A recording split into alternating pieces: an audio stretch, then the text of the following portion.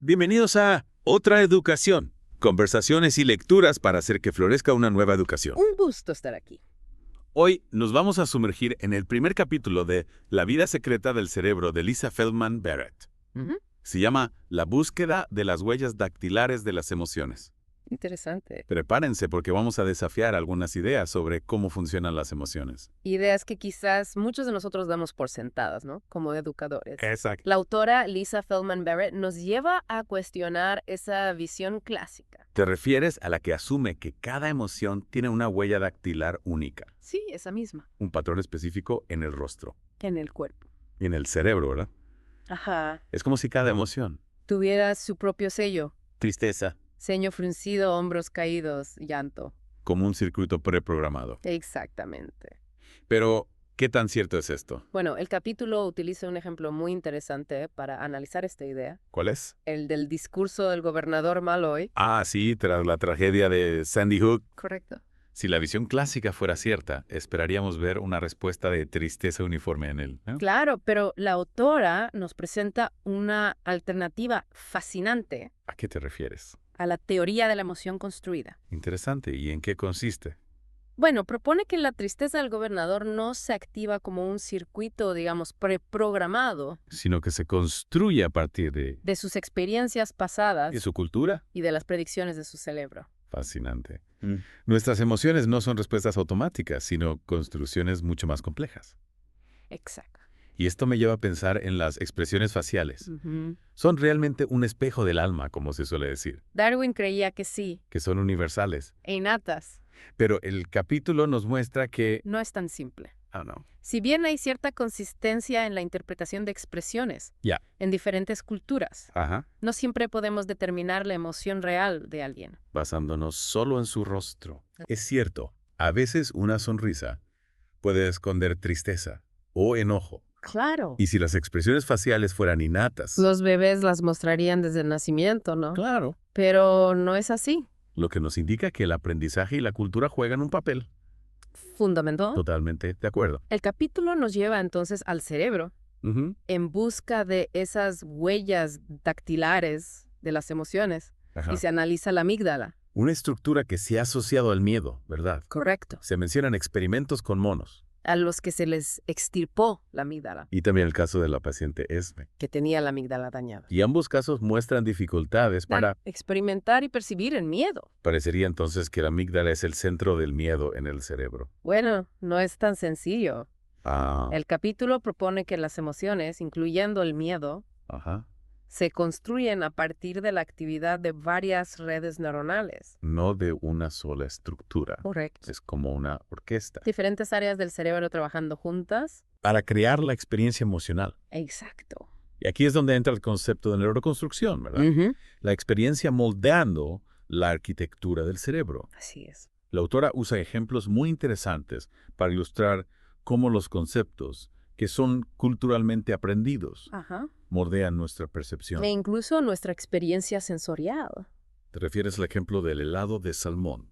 Ese mismo. Qué interesante. El sabor puede ser el mismo, Ya, pero nuestra experiencia cambia totalmente. dependiendo de si lo llamamos helado. Un mousse frío de salmón Es increíble cómo algo tan simple como el nombre. puede afectar nuestra percepción del sabor. Este ejemplo ilustra cómo los conceptos nos ayudan a dar sentido a nuestras sensaciones y experiencias. Incluyendo las emociones, Entonces, si el cerebro no solo recibe información, sino que también la interpreta a través de los conceptos. podríamos decir que nuestras emociones también son, en cierto sentido, interpretaciones. Sí, aquí entra en juego otro concepto clave. Claro. La predicción. La predicción.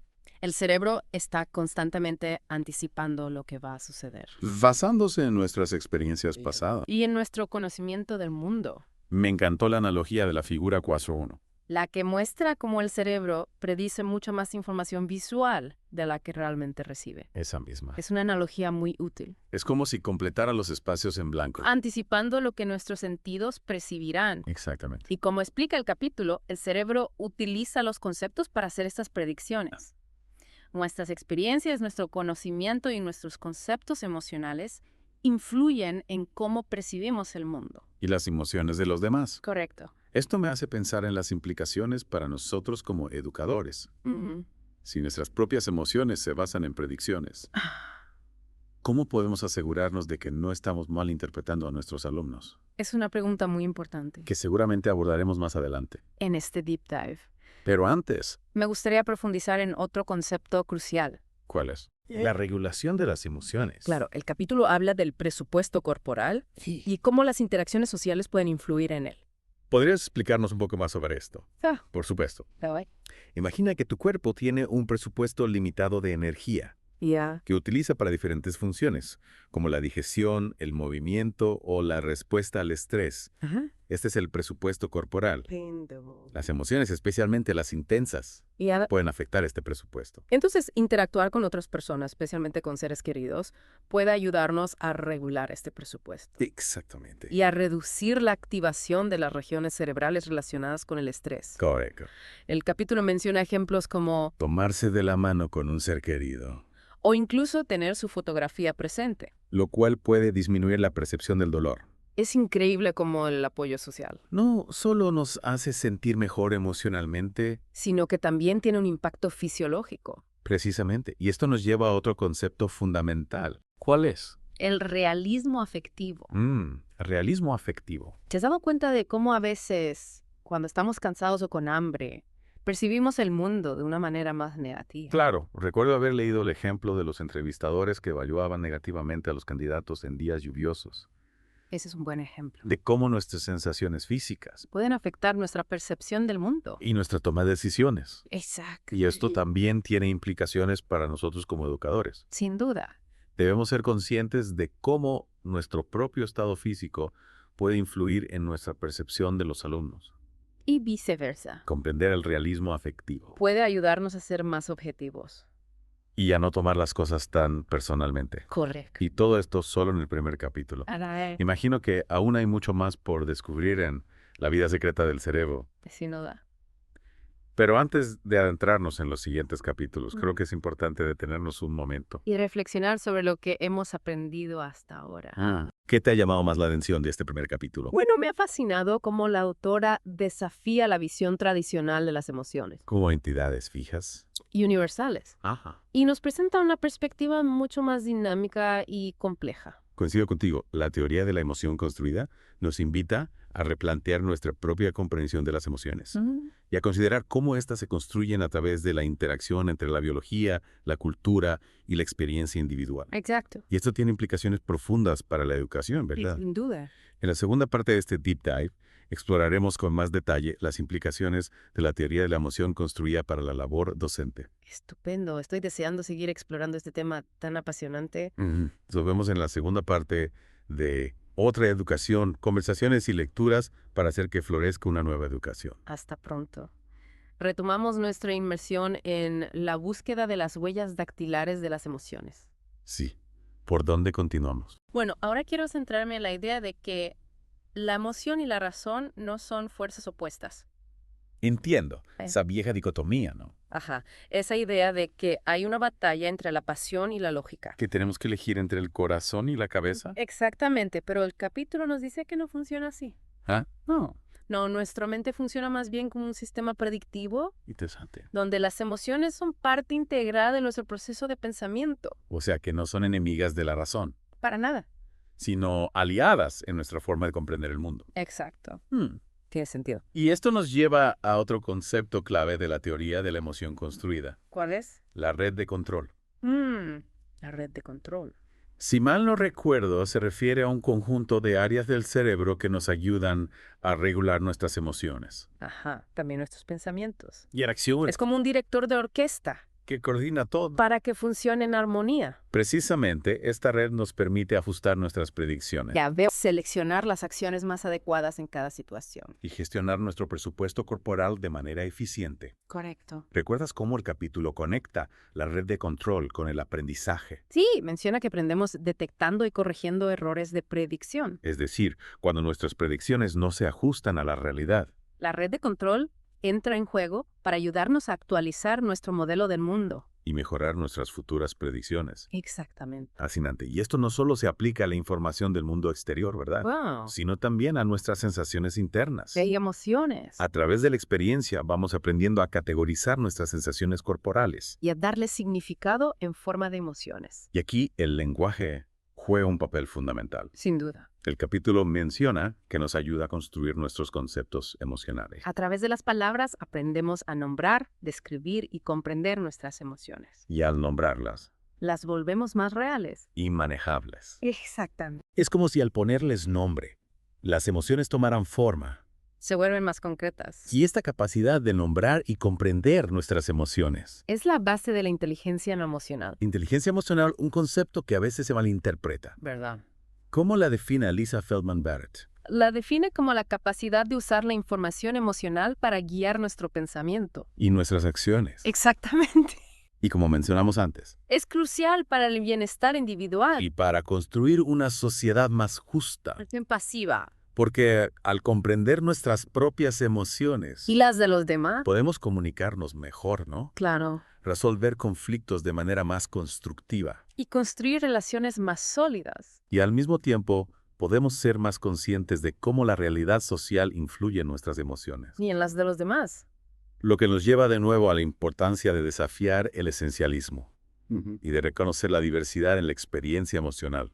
Es crucial comprender que no existe una única forma correcta de sentir. O expresar las emociones. Cada persona, cada cultura. Tiene su propia manera de construir y experimentar las emociones. Y esta diversidad enriquece nuestra experiencia humana. Totalmente de acuerdo. Ahora bien, el capítulo también aborda la cuestión de la responsabilidad moral. En relación con las emociones. ¿Cómo encaja esto en la teoría de la emoción construida? La autora argumenta que esta teoría no nos exime de la responsabilidad por nuestras acciones, sino que nos invita a ser más conscientes del papel que juegan las emociones en nuestro comportamiento. Es decir, que no podemos justificar nuestras acciones diciendo, es que me dejé llevar por la ira. Exacto, tenemos la capacidad de elegir cómo responder a nuestras emociones De regular nuestro comportamiento. y de asumir la responsabilidad por las consecuencias de nuestras acciones. Y esta responsabilidad también se extiende al ámbito social. Claro, debemos ser conscientes de cómo nuestras acciones Incluso las que parecen impulsadas por las emociones. pueden afectar a los demás. Y a la sociedad.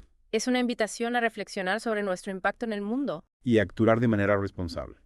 teniendo en cuenta no solo nuestras propias necesidades y emociones. Sino también las de los demás. Correcto.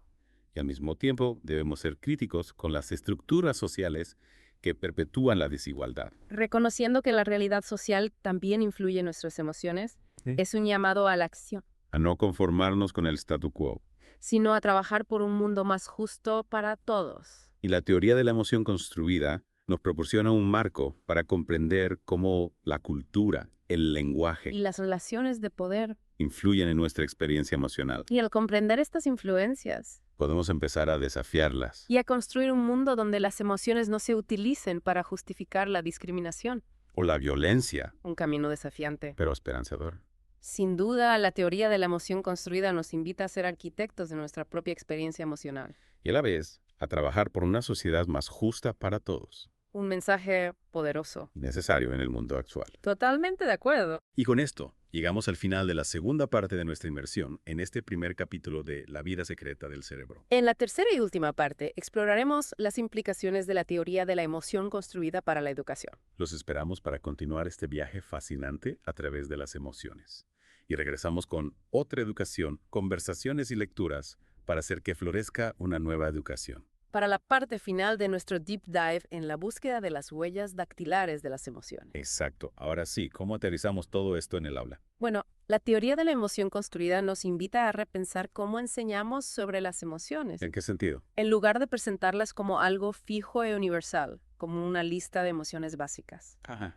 Deberíamos enseñarles a nuestros estudiantes que son procesos más dinámicos, moldeados por la experiencia, la cultura, Ya veo. el contexto social Es decir, enseñarles que no hay una manera correcta de sentir. o expresar las emociones. Interesante. Debemos ayudarlos a reconocer la diversidad en la experiencia emocional. tanto en ellos mismos como en los demás. Exacto. Y también enseñarles que todas las emociones tienen una función, ¿no? Claro que no son buenas ni malas en sí mismas. Sino que cada una nos brinda información valiosa El desafío está en aprender a interpretar esa información. y usarla de manera constructiva. Precisamente. Y aquí es donde entra la inteligencia emocional, ¿verdad? Ajá. Enseñarles a nuestros alumnos a identificar, comprender y gestionar sus emociones. La inteligencia emocional es crucial para la vida. Y la escuela puede ser un espacio ideal para desarrollarla. Totalmente de acuerdo. Podemos enseñarles estrategias para regular sus emociones, expresarlas asertivamente. Empatizar con las emociones de los demás. Hablando de la influencia de la realidad social en las emociones, ¿cómo podemos abordar este tema en el aula? Es fundamental que los estudiantes comprendan que las normas sociales, los estereotipos, las relaciones de poder influyen en cómo sentimos. Y expresamos las emociones, A veces damos por sentado ciertas normas emocionales. sin cuestionar de dónde vienen. Exacto, podemos analizar en clase cómo la cultura, el género, la clase social, la etnia pueden moldear las experiencias emocionales. Y al mismo tiempo enseñarles a ser críticos con estas influencias, ¿no? A cuestionar las normas sociales que limitan la expresión emocional o perpetúan la desigualdad. El aula puede ser un espacio para desafiar estereotipos Promover la inclusión. y crear una cultura de respeto a la diversidad emocional. No solo enseñar sobre las emociones, sino también crear un ambiente emocionalmente saludable en el aula, Un ambiente donde los estudiantes se sientan seguros para expresar sus emociones para ser escuchados, y comprendidos. donde se les enseña a valorar la diversidad emocional como una riqueza Un aula donde se promueva la empatía, la colaboración. y el respeto mutuo. En definitiva, la teoría de la emoción construida nos ofrece un marco para repensar la educación emocional Para ir más allá de las estrategias simplistas, y crear un enfoque más integral. que tenga en cuenta la complejidad de las emociones. Y su interacción con la realidad social. Un enfoque que empodera a nuestros estudiantes para comprender y gestionar sus emociones Para construir relaciones saludables. y contribuir a un mundo más justo y compasivo. Y con esta reflexión llegamos al final de nuestro viaje a través del primer capítulo de La vida secreta del cerebro. Esperamos que esta inmersión en la búsqueda de las huellas dactilares de las emociones les haya brindado nuevas perspectivas sobre las emociones. Y su importancia en la educación. Les invitamos a seguir explorando este apasionante tema. Y a poner en práctica la teoría de la emoción construida en sus aulas. Gracias por acompañarnos en este episodio de Otra Educación, conversaciones y lecturas para hacer que florezca una nueva educación. Hasta la próxima. Hasta pronto.